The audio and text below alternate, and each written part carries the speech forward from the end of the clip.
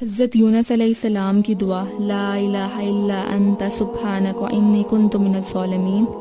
اے اللہ، آپ کے سوا کوئی معبود نہیں، آپ پاک ہیں، بے شک میں ظالموں میں سے ہوں۔ یہ وہ دعا ہے جو حضرت یونس علیہ السلام نے مچھلی کے پیٹ میں کی تھی۔ جب حضرت یونس علیہ السلام اپنی قوم سے مایوس ہو کر اللہ تعالیٰ کی پرمیشن کے بغیر اس گاؤں کو چھوڑ کر ایک سمندر کے پاس چلے گئے تھے، اور پھر مچھلی نے انہیں نکل لیا۔